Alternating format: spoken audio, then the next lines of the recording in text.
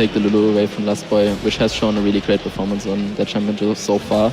I think the Rek'Sai ban was directly targeted because well, the jungle just simply doesn't play Nidalee, so they just force another ban through this time. Yeah, Victor taken off the table there. Maokai away from both Aluka and Dyrus, in fact. Dyrus was talking about the Maokai matchup yesterday. Crumbs, is Sion going to get banned as the last one, or what do you think it'll be? I actually think that World Elite will more than likely not prioritize Sion as a first pick champion, opening up TSM to take it themselves. We know Dyrus is playing this champion in the LPL quite a bit, and he's really good at it too. So it forces World Elite to say, how much do we prioritize this Sion pick compared to a pick for either Spirit or for the Sivir pick? Well, Morgana and Lulu both taken off the table, so the disengaged supports, if they want to go that route, Janna and Nami remaining, both have seen quite a bit of play, actually. The engaged supports not having the most success over the course of the World Championships. First pick, and rated, if you were in World Elite shoes, knowing their team fight style and knowing TSM strengths, where would you be looking? I think we're looking at an AD carry pick, most likely. I think they're just going to either secure Corki early or go for a jungle pick. This is something we forgot. First pick Jarvan happens all the time for Spirit. I mean, if you're really good at a champion, you just don't care about anything else. You gotta give it to him, and he has shown that when he team fights on this champion, it shows why he wants the first pick above everything else. Yeah, super safe as well. Crumbs, TSM, give me some predictions. Where are they looking? Nidalee in the jungle, maybe. Centaurans played that a few times. Seeing Rek'Sai, Maokai, do you even prioritize that anymore? I think they don't have to commit to a jungle pick right now because it's already been taken, and the Sivir into the Jarvan is a little bit difficult. You know, it's good if you commit for a really hard engaged composition, but Jarvan has a really easy time ulting Sivir, flashing out, and being a short range AD carry. She just doesn't dish out a lot of damage, so Jarvan can really neutralize the Sivir. And Rachel, what's your take here? 10 seconds left. TSM and, well, WE rather, taking their time. I was about to say the LeBlanc was open, Zed was banned, therefore the LeBlanc pick was pretty obvious there. I wouldn't be surprised here to see the Ahri and just go for the all-in matchup that they took last time against the Tigers, of the Ahri versus LeBlanc, and he's gonna need some pressure in the mid lane like we saw yesterday, because even though Kura eventually died in the 1v1 scenario, he did fall behind in CS in the early laning phase, and it was only that gank by Spirit that got him the lead that he needed to snowball the match. That does seem to be that route taking shape. A lot of mobility on Team WE, and Ahri's most likely going to get locked in. Still got Corki available if they want to run that route. As far as AD carries are concerned, a lot of Corki play at the World Championship. They're running the clock down. I think the Janna is the most likely choice here, since they want to secure the best support for their composition. They have a lot of ADs open, there is no reason to secure that at this point. I think we're looking at probably support plus jungle pick here, so they don't show top lane just yet, because they might actually not know where the Jarvan's going, so that could be flex pick. Yeah, good points. We do know that Spirit has played it consistently in the jungle, though. Last Boy hovering on that Annie. Now, Annie Sivir is a really hard engaged composition and can really pick on the Janna in the laning phase, just because one Tibbers and she can pretty much get popped instantly. I'd like to see this combo with a Vi, a really hard engaged composition, and the Vi LeBlanc will kill anything in the mid lane, giving you a lot of pressure in that match, which is really what we thought was the key for this matchup. Who's going to be able to out-pressure mid lane? And with the Vi pick, you fall behind early, but you eventually come out ahead at the level 6, and we are going to see the Vi pick. And I'd be a little worried if I was World Elite fighting mid lane now. Question then as well, what do they consider for top lane? And Rated, what's your thoughts here so far? So Maokai is out of the game. I think we might actually see the Sion again. That's what I was about to say. It seems the most obvious choice. I think there's a lot of opportunity they have. I think Lissandra might be actually a good pickup. The Vi Lissandra hard engage comp as a frontline could work for them, since they already went for it.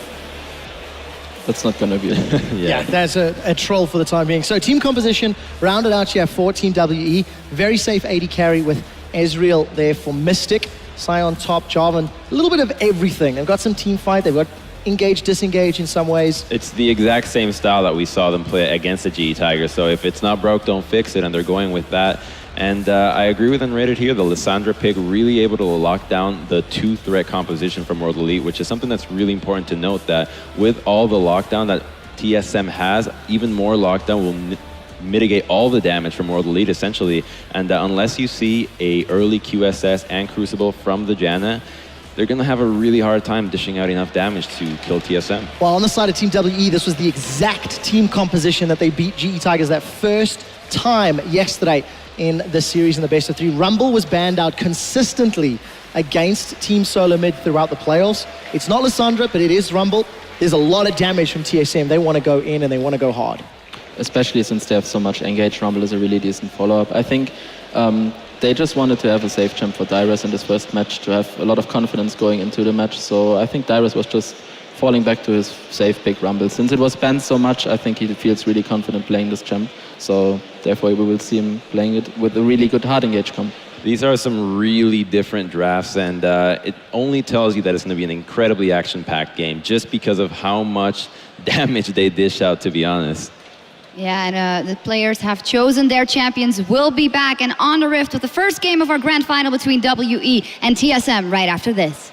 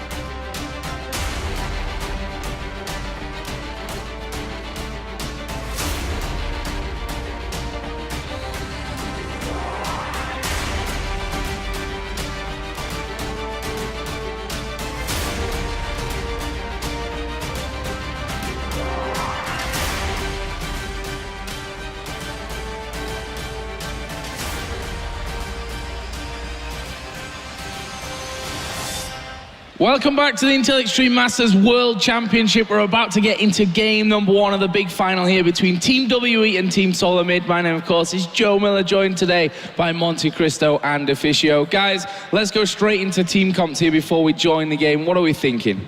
I think Deficio and I really agree here. TSM has to have a successful mid-game with all of these heavy engaged champions. If they don't, WE is going to more than likely vastly outscale them. This Scion with the composition that TSM is running is really going to be unkillable. Sivers such a short-range champion that the CC will be there, and if he builds MR, Bjergsen and Dyrus are going to have a hard time. And I really worry for Dyrus here with this Rumble. I almost feel like it was a forced pick for him in that top lane. There's so much mobility on the side of World Elite. It's going to be nearly impossible for Dyrus to get a proper ulti. It's going to be basically to zone away once the Scion and the Jarvan jumps in. And Sorry to cut you off. We are in game here for the first one of this best of 5 grand final. Of course, the group's been best of 1, semi-finals best of 3, now up to a best of 5 to decide whose name will go on the trophy here for season 9 of the Intel Extreme Masters. And already Shie and Bjergsen just having a little bit of fun in that mid lane to kick us off. We're going to see a lot of action around this mid lane here, because when you're playing double assassin, it's really about who can snowball each other here. We haven't seen Centaurion being too active in early game beforehand, while Spirit likes to come in there and give his mid laner a helping hand. when we first saw these two teams play before in one of the first games in this tournament, what happened was that TSM had a very strong early game warding plan, and they got wards on both WE's Krugs and the Gromp so they could keep control of Spirit. And really why TSM did have such a successful early game was they had the teleport on the Diana, Bjergsen was able to maintain pressure in mid, and therefore TSM continued to follow Spirit's pathing. They don't have it this game.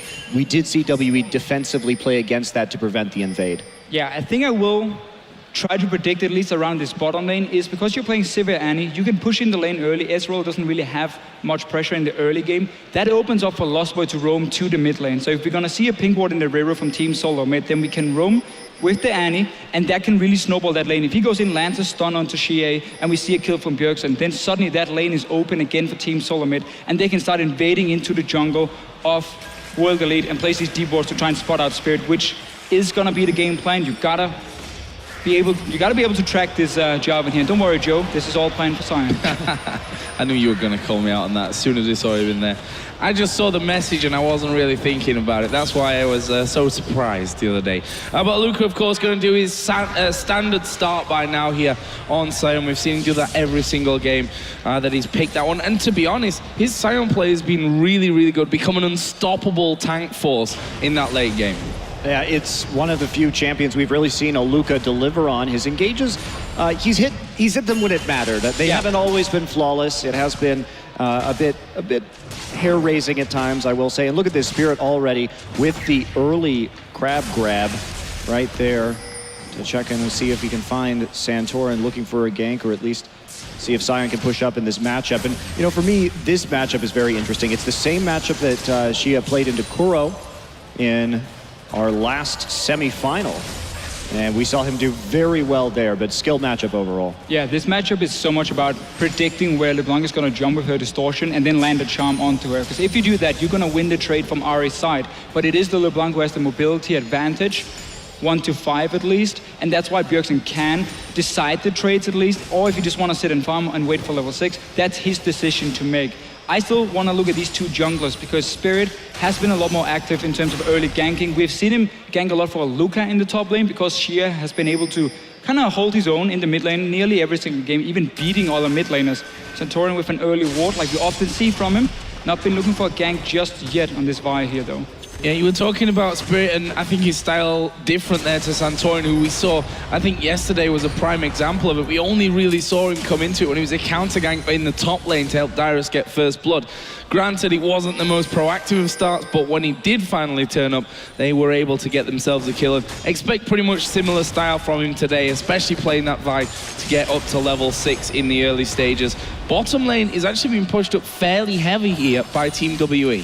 Yeah, Spirit on that side of the map. Spirit actually took a pretty delayed red buff right here, so we'll see if there's a plan for him coming in, because Santorin should be timing out pretty soon, and he may have that little advantage. Yeah, that should be a pretty good edge for World Elite in terms of early ganks. Even if Santorin is there for counter gank, the red buff is very important. Obviously, this bottom lane is not exactly easy to gank for Vi pre-level 6, as well with his jump, and Janna obviously with the movement speed. Santorin Spirit around the mid lane. It's going to be so much about these two guys in this mid lane here and what the junglers can do to help them. So far, we haven't seen any action. Just fairly standard farming. Wild Turtle falling slightly behind down here in the bottom lane. I'm not sure if they lost the race for level 2, but that's often why we see them fall behind early on. So that must have been it, because what happened was they tried an invade, and yet WE still got the small Krug right there and immediately came back to lane, and that's a double knockup right there, but not too bad. Turtle taking a few pokes, but there's a big advantage actually, potion advantage already on for Mystic in the bottom lane with that CS edge. It really is a problem. If you don't notice them take this camp at level 1 or at least one of the small golems, you don't notice the XP difference, and then you start pushing the lane early on because you're fighting for that level 2, and once you realize they're going to get it before you and you're stuck in the middle of the lane, then you take a lot of damage.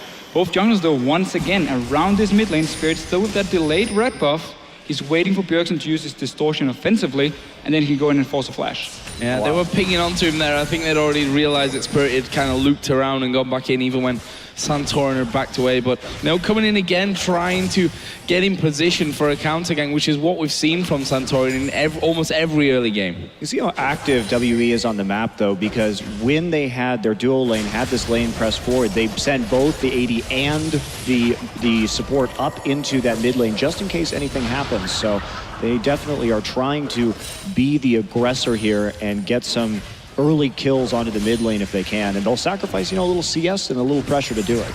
It's really been a standard comp here for World Elite and a standard level 1 or early game, we can say, because they really like to play these compositions where they have an assassin that can kill people one-on-one, you have a massive tank in the top lane with a teleport, and that enables you to do a 1-3-1 split push once you get out of the laning phase, where your goal is basically to pressure every single lane at once and use Xia on this Ari here to try and outplay Bjergsen honestly and kill him in these side lanes. If you manage to do it, suddenly you have a numbers advantage in multiple lanes where you can push them up, you can get a tower, you can get a dragon, and that's really how you open up 4 objectives. And I think it's really smart when you're a fairly new team who relies so much on your individual skill, because the communication needed is more just like, I'm backing, everyone else backs away, take it easy, because obviously when you do 1-3-1, you all gotta be on the same page and push the lanes at once.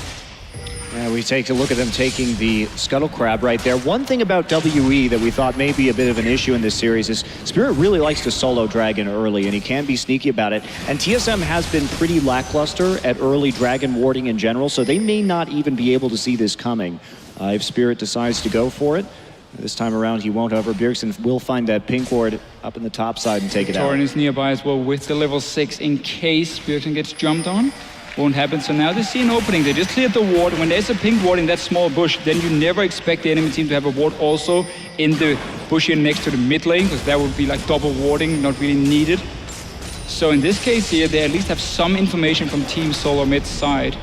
And I really want to see also with the Ahri here in this game, because we saw yesterday into double AP, Sheer went for Athene's into Abyssal Scepter and became very strong, at least when fighting these mages. Obviously slightly weak in terms of damage in the overall picture, but against the mages, it's super strong for the one-on-ones, and he looks to be going the same this time here, obviously with double AP or even triple AP with the Annie from Team Solomid, and his goal is kill Bjergsen every time he gets the chance. Yeah, and he's got himself there, that blue buff.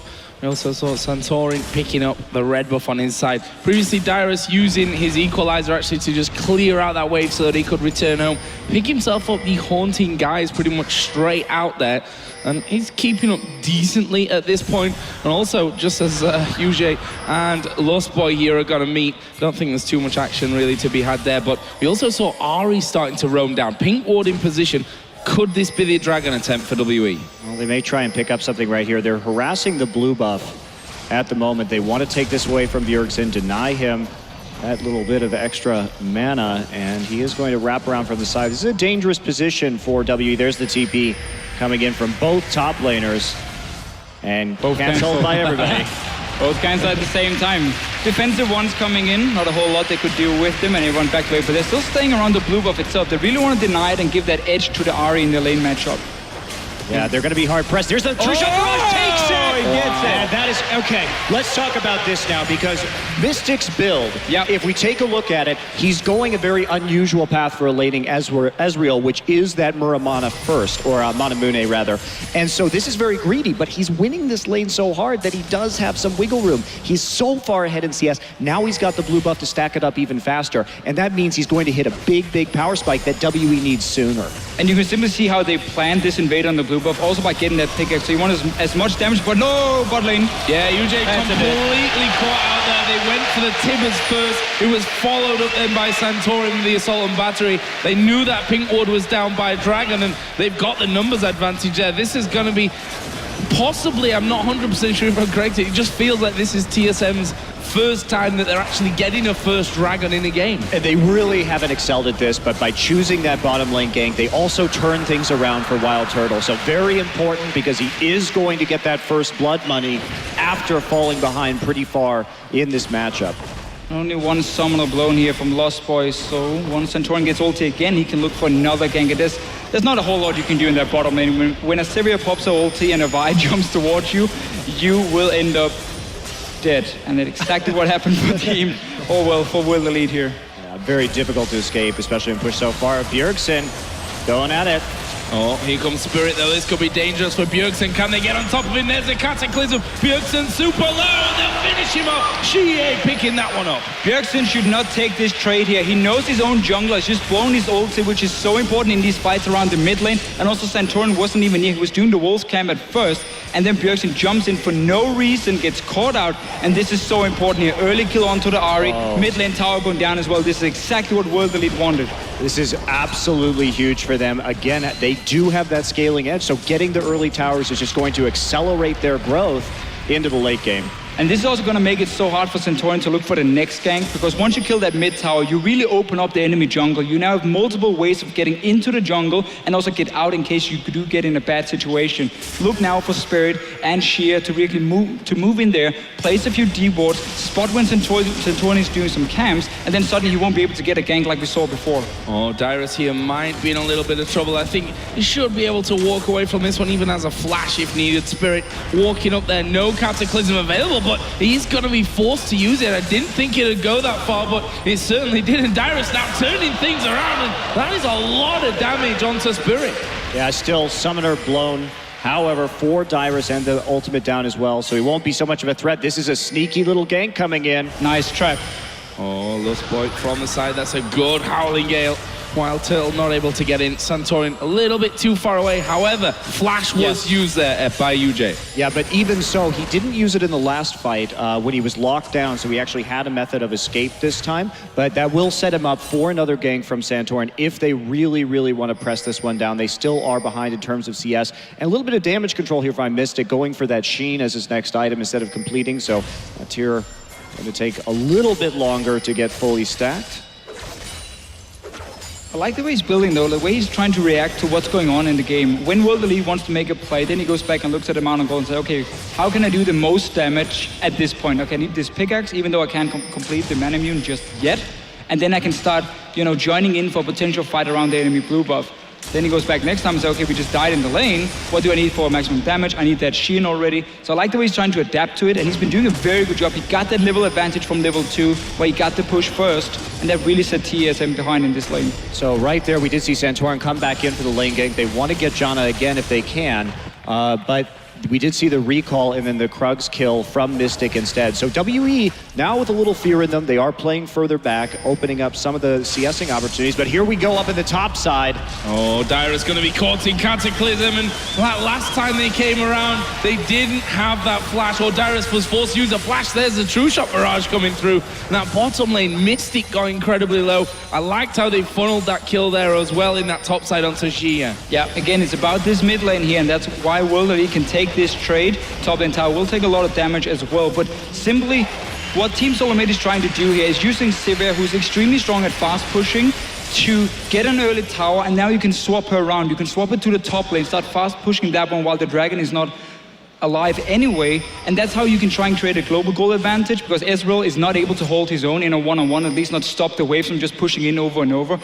Problem is, World Elite are putting their focus on the other side of the map. Around the top lane, Dyrus being shot down now. We saw the kill in the mid lane on Bjergsen as well. And that is more important for World Elite, because when Mystic played Ezreal yesterday, he fell behind the lane, he lost his tower, but it didn't matter because his job in team fights was simply to act as a janitor and just clean up. And just talking about Spirit's jungling this game, he has had such good control over the Rift Scuttlers, just constantly making sure that they go over to WE's side as his lanes are pushed up. That has been most of his focus throughout this early game.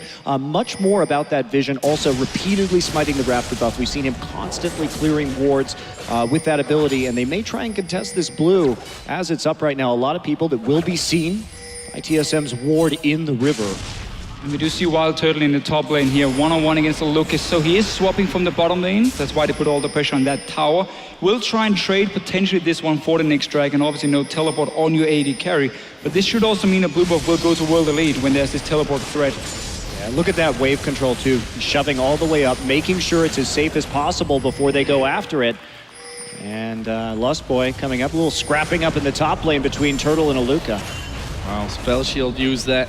Stop Aluka getting that stun out, but we'll see here if that turret does in fact go down. Santorin's actually decided to leave them move more towards that middle side of the map. 30 seconds until the dragon comes up. We can see, if you look at the minimap, that both Jarvan and Ahri are moving down the bottom. This could be really bad news for Dyrus. Will he stick around? No, he won't. Safer play. Okay, smart play by Dyrus here. You saw 3 guys from Team Solomid on the top side. So obviously with the dragon spawning and the bot lane already being pressured from World Elite, that's an easy tower they trade. They're going to get that dragon as well for themselves. And we're going to have to see if World Elite, Team Solomid wants to push the mid lane after. Yeah, with Santorin walking up into that top side, they don't have a lot of pressure on this dragon right at the spawn. So WE is actually going to take 2 objectives and trade for 1. But Team Solomid, they want the mid lane instead here. They're expecting World Elite to go down and take the dragon. You can push in here. Let's see if they want to go for any setup. I mean, Santorin is going to be way too late. Just push in that mid lane here, get a bit of damage on the tower, and escape outside towards your own jungler on the top side. Big collapse. Dyrus is in there. Here's the charge right through. Will he connect onto anyone? He won't, but Spirit moving forward as well. Wild Turtle using his ultimate very defensively, but Lost Boy goes back in there. I'm not sure that was the best move for him. Mystic will shut down 1. Turtle will make it 1 apiece, and I think that's all she wrote for this fight, 1 each. They have to back off right there. The fact that the Scion ult, that was mostly just to get them off the tower, and it was a bit of a bonus after they stuck around. Xia is very, very strong right now. He's going to be immune to a lot of the magic damage put out due to the fact that he's building Chalice into Abyssal right now, and so very risky engage for TSM to take. I think they were getting a bit greedy right there, and they should have committed to the mid lane push sooner. Exactly. It just seemed like they wanted to do 2 things. One guy was saying we can maybe stop the dragon, so the 2 of them were moving down towards that one while the rest was staying in the mid lane, and just didn't manage to push it in time. But 17 minutes in, 2 items now completed on an Ahri. So much magic resistance. This will basically nullify the early magic penetration for Dyrus as well, because once you get up to a certain amount of magic resist, removing 15 is not really going to do a whole lot. That's why you're going to need that Void Staff coming in later on for both Bjergsen and Dyrus, if they want to do any damage to Xia at least. Yeah, this is looking pretty good so far for WE. They have held their own. They've made sure that they've gotten some objectives as well with this more late game focused team composition. Dyrus has gone for the Liandry's just to burn down some of Aluka's HP, but it's going to be hard. The Vange's Veil completed right now for Bjergsen or Dyrus to do any damage. I'm really expecting Bjergsen to go Void Staff second item. It's a thing he likes to do on LeBlanc anyway, to reach an earlier spike and a bit cheaper one instead of waiting for that death cap, which obviously costs a lot of gold and also requires you, when you're back, to have at least 1600 gold for that large rod, which we don't see too often if there's a lot of action. So Void Staff should be coming in second for him. All his MR, even Spirit getting some for himself. And we normally see the support from World Lead also go for the Locket on their side. It's a fun little thing because Spirit is one of the big carries on this team. So he's building pure tank. He doesn't build any items that really help the team except for that side stone. So the Locket always goes to the support no matter what they play.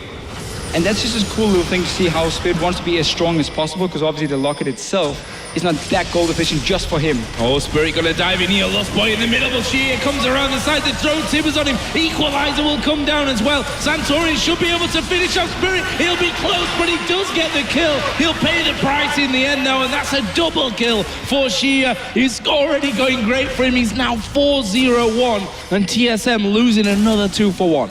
They're being forced up towards the top side here to retreat. That means the mid lane suddenly is open. World Elite already pinged it. 4 guys pushing them. This is what they like to do so much. Have pressure in every single lane. Look at the bottom lane. That's already pushing just from the minions. Meanwhile, you had Mystic sitting in the mid lane and Aluka now zoning them away from this tower here. They should give some damage at least for World Elite.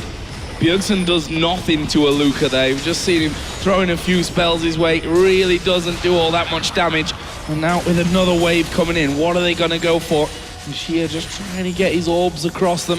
Dyrus lost a bit of health, but looks like TSM will be able to hold on to that turret for now. Yeah, you know, we were talking a bit during Champ Select about this Rumble pickup for Dyrus. It's been one of his less impressive champions, and we thought maybe that if he had been practicing it, perhaps a Hecarim would have been a lot better here, adding to that hard engage because of the difficulty of hitting this equalizer, and we've seen it.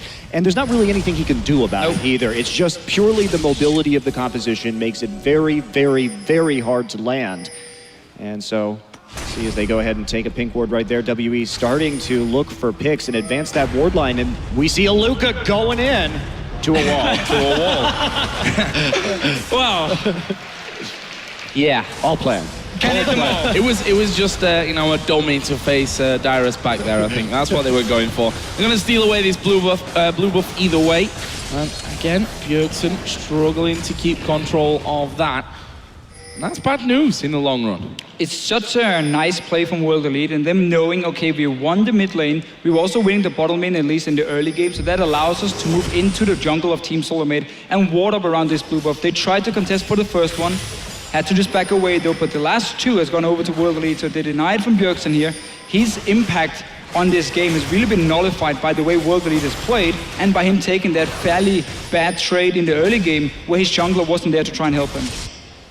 She is now moving up towards the top side of the map. Wild Turtle in there. That pink ward will spot, in fact, the 3-man team that's now coming up, plus Aluka, who not quite got his ulti back after running into that wall a little bit earlier on, but that might mean that he gets a bit of free time to push this turret in the top lane. Would be the 3rd of the game for WE if he can manage it. Shia going back and immediately buying a needlessly large rod. He's really pulling ahead in this matchup so far. TSM finding an opportunity, a good one in fact, to go ahead and deal some damage to this mid lane turret. It looks like they'll pick it up. Yeah, no chance to defend there. You've just Mystics Ezreal.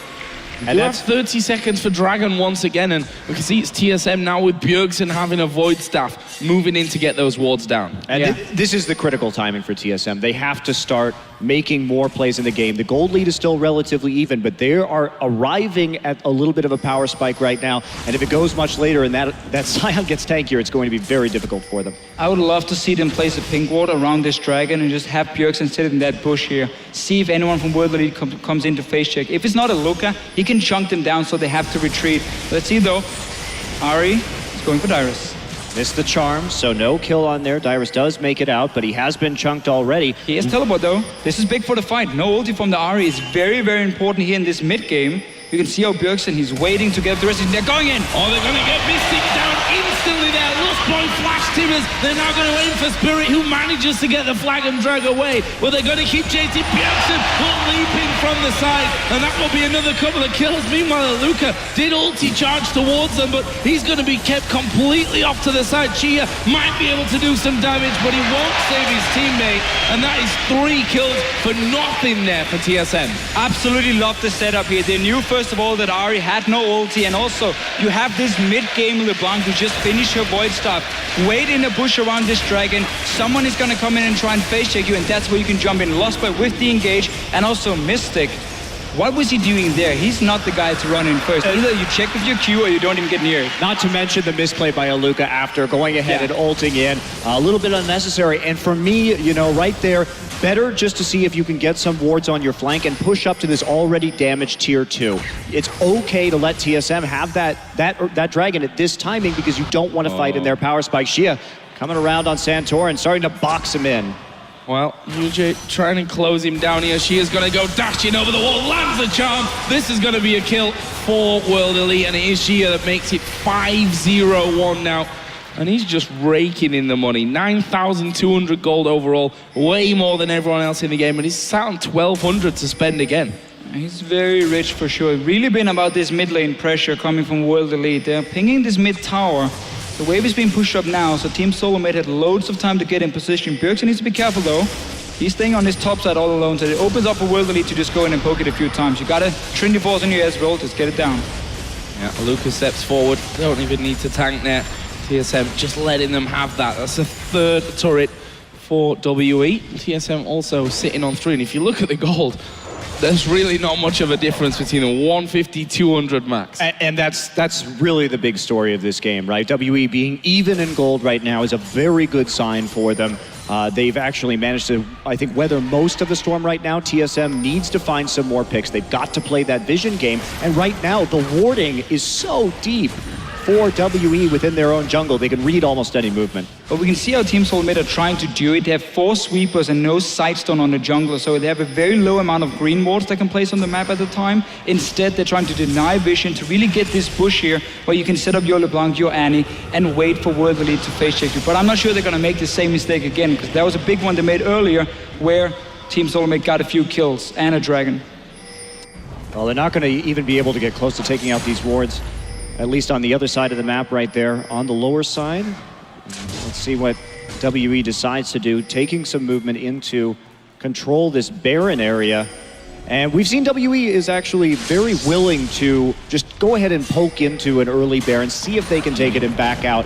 They really like testing the waters in that way. Yeah, they're going to need some wards behind the Baron pit before they can do it, because Team Solomid does have a combo that can really engage onto you with Sivir and Vi. Dyrus actually down in the bottom lane here, does have TP available to him, but looks like Aluka will just finish off the fourth turret of the game here for WE. So all the outer ring is now down. Of course, that inner turret in the middle lane from a little bit earlier on. And now TSM just started to push back out, wanted to get some more wards down, making sure that they don't get pushed too far out from this Baron. As you mentioned, WE have shown that they're not scared to make that quick call to go in there and sneak one away, especially since Shie has another 1,000 gold to spend after he went back and spent his last 1,200. So we'll see what he comes back in with. We are going to finally see a blue buff going over to Bjergsen. I think there was 2 in a row before that that were taken away. He'll be happy to finally get that back in his hands. And I quite like what World Elite did beforehand, or just before. Instead of splitting up in all 3 lanes and trying to like ward 2 jungles at once, which is very tricky against 4 sweepers, and again, you don't want to face check this LeBlanc here and being caught out. They focus just on 2 lanes, mid lane and top lane around the Baron, because if you invest a lot of wards into just 1 jungle, it's a lot easier for you to defend these wards as well, and therefore you avoid this pick potential from Team Solomid where you have to go in and face check. So I really like how to play that one. Now, because Dragon is going to come up in a few minutes, we might see them just put the focus on the bottom side instead and do the same thing. Push 2 lanes at once around this blue buff here, be able to defend your wards so Bjergsen has no chance of getting a pick on you where you have to blindly face check him, and that's a good way of simply avoiding TSM coming back in the game. Yeah, Luca has been slowly pushing this lane forward in the bottom side. And again, WE looking so impressive as a unit in terms of contesting actively every objective and not letting up on the pressure. And look at this, it's so far in advance of the Dragon. They're still trying to make moves on the map, shoving those waves slowly. And if we look at it, a little hard to tell, but it does look like there's a slow wave developing in... It's a 4 versus 4 up there with a melee minion. Oh, sorry, 5. It's going to push for Team Solomid. Yep. Just checked on my screen over here. So that's going to be slowly pushing down, which means World Elite has to send someone up and just clear at least the caster minions if he wants to start a slow push for himself. But Dragon is spawning soon. We already got the deep wards from World Elite, so they shouldn't be able to face check or shouldn't get in that situation instead. They might be trying to bait that Baron because there's no vision from Team Solomid and they want him to run in from the mid lane here and face check them. What can they do? Bjergsen probably out of the question to catch, but here comes Aluka powering up. Can he land? He does land, but against the wall, but not quite close enough to make any impact. There's a true shot barrage coming out fairly early from Mystic, and a nice little attempt there to get in for WE, but now it's TSM that are actually pushing back up into this middle lane. Will one of them commit to starting off this fight? Lustboy at the front, he's got Flash, he's got Tibbers, he's just actually used the stun there onto Aluka, so they will back away for now, and now it's WE that have that hold on the mid lane. It's so hard for Team Solomid to get the right engage out in the open when World Elite can see them against this high mobility composition, and they're going in! Oh, Spirit will dive to the back, Lustboy actually incredibly low, Santorin as well. Meanwhile, Turtle getting chopped up, he's at half HP, and Shie is going to get right on top of him to finish off the second kill of that fight. Santorin somehow escaped off to the side, but a little bit wishy-washy there from TSM, caught out of position. And they were just waiting actually for the Scion ult to come back up, which was going to be right about the time this Dragon went live. But you can't engage on a Scion in a choke point like that who's charging up his stun. And then we saw Santorin come in, use his ultimate onto Spirit, definitely not the target you want to go for, and W is able to turn that fight, engage with the Cataclysm and clean it up very easily. A very dangerous flash or dash forward from Shia though, that could have gone really wrong.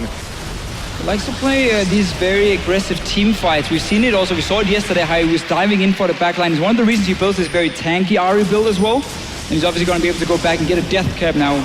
This guy, he is extremely fed. He can one-shot nearly everyone. Yeah, death cap finish off and another blasting one.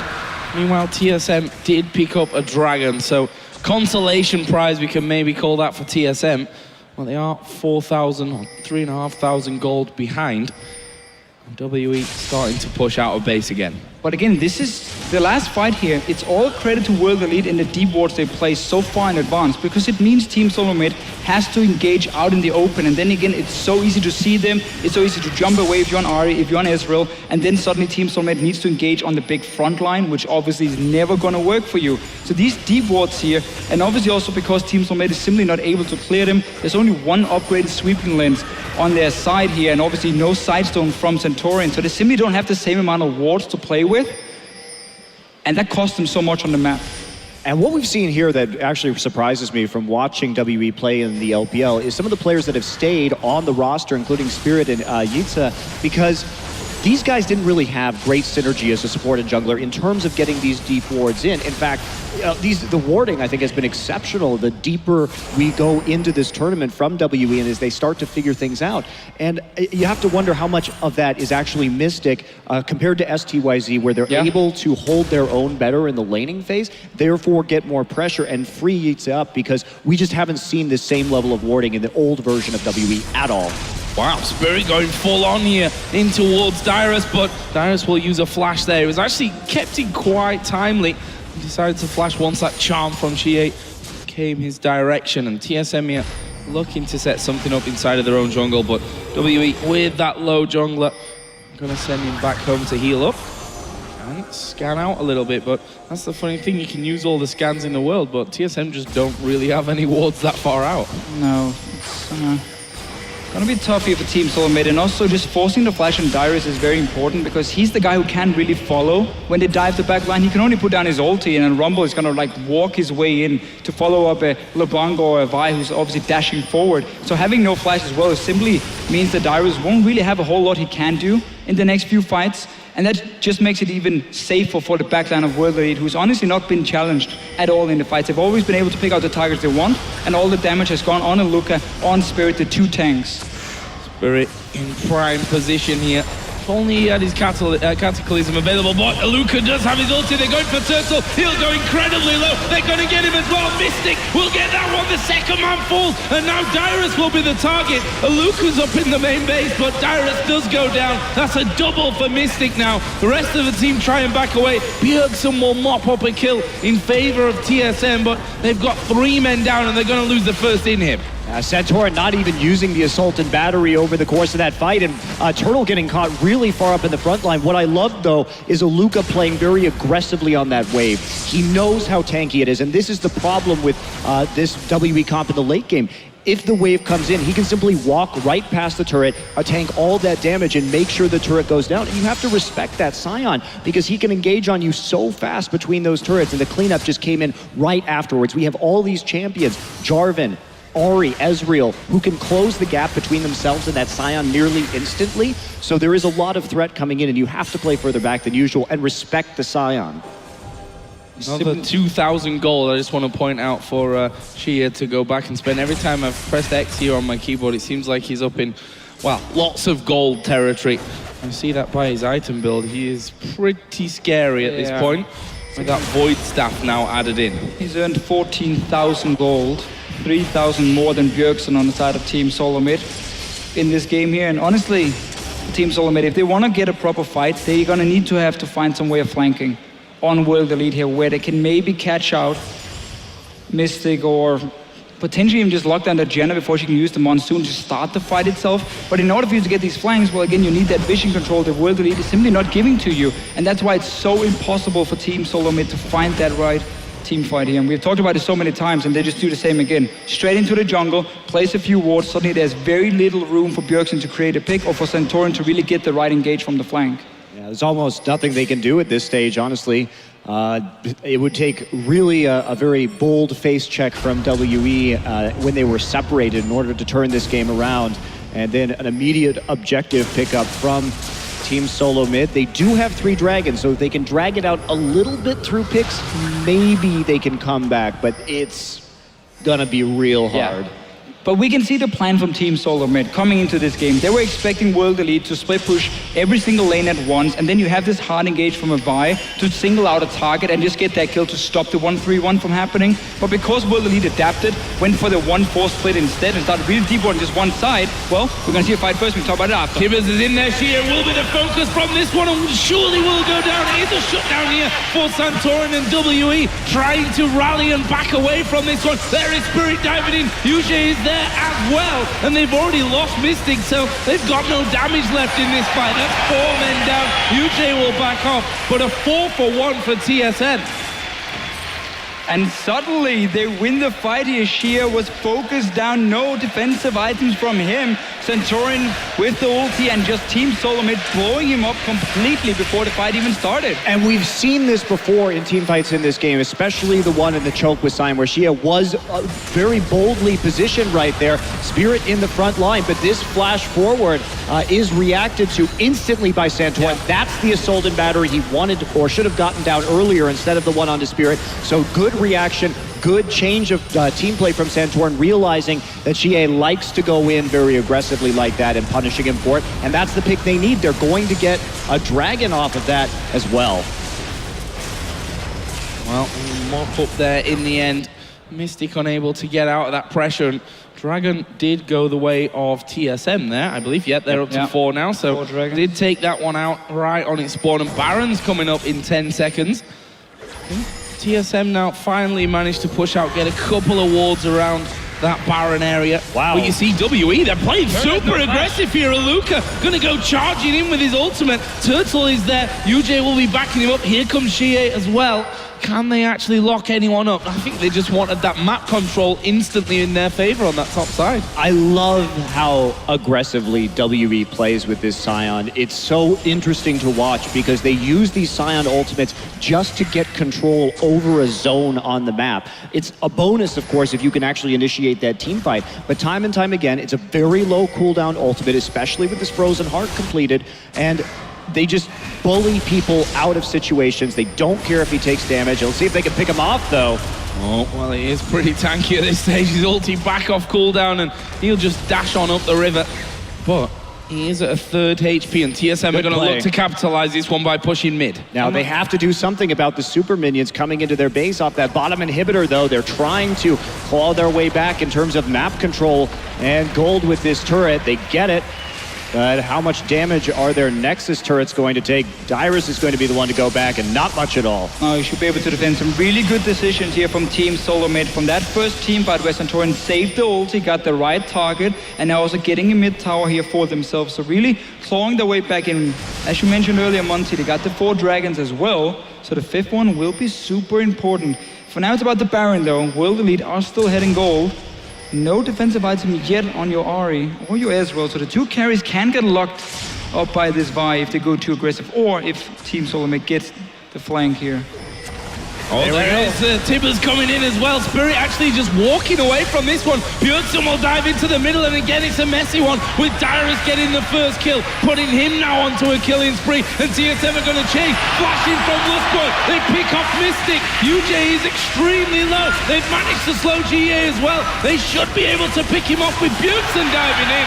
It'll be a double for Santorin, and 3 kills this time around. Now going to TSM, who are pushing the inhib turret. Now, can they end right here? There's not a lot of damage, and there's not a lot of wave clear. They managed to find those picks time and time again. They only got 3 minions, though. Oh, okay. Yeah. Why enough backing away? But again, for Team Solomid here, some very nice engages onto World Elite. They stopped this front line from really getting in position because they're the ones starting the fights now. Single out these targets here. Didn't even get to the carries at first, but got them after. And this is the thing that we noticed, especially in the GE Tigers game with WE. They don't really have that team fight synergy. When we looked at some of the advantages that WE, 6, 7K gold in the lead, and they're still nearly going even in some of these team fight engagements. They aren't always on the same page. And here we go, Spirit backing off right there. Xia has to get off of that equalizer immediately. Good Monsoon to blow Santorin out, but Spirit just gets destroyed inside his own Cataclysm, which he had to just pop defensively. And look at Lustboy, what a good flash right there in W for the 2 stuns. Important engages from him, and just we have to give credit to Dyrus as well with his ulti here. He forced Xia to use the Ahri ulti defensively to dash out of the Rumble ulti, and he couldn't get suddenly on to the likes of Björksson or Wild Turtle and assassinate them in the fight here. So suddenly the front line went down first, and that allowed Team Solomid to then clean up. Dragon, about 2 minutes time. Team Solomid are going in again. Lustboy moving around to the front, he threw down Tibbers, but it's on the other side that they catch out Spirit. Mystic will have to flash an arcane shift away from it, but there comes Santorin from the side. Can they lock any more up? Another double stun from Lustboy comes out, and they've managed to down a Luca, who's gonna come back up here, cause them some problems as Dyrus will fall. Lustboy's gonna go down. Bjornsson, though, is still alive to give himself the double, and there is another one. It's a triple kill, and in the end, it's gonna be an ace for Team Solomid. And will they be able to end right here is They the got question. super They minions have now. the super minions, the Baron, they've got the pressure, and Lustboy has been just amazing in these last couple of team fights. Such a nice comeback from Team Solomid, getting these fights here. They were the ones to engage on World Elite. Here we go, then Nexus turret falling down, the crowd going wild here in the Spodek as Team Solomid pick up game number 1 of the Intel Extreme Masters World Championship Final. What a great comeback from TSM. Very difficult situation to be placed in right there. They needed to find the picks and get WE out of position. And WE punished for some of those questionable team fight positions that we've seen in the past. WE had the, I think, better map control for most of this game, but TSM able to punish them with a better team fight synergy. Just absolutely loved the way they engaged in the end here. They managed to ignore the sign completely by just running past him and then take Spirit, then the backline. Fantastic first game here with TSM picking up the victory. We're going to head over to Shox and the guys to break it all.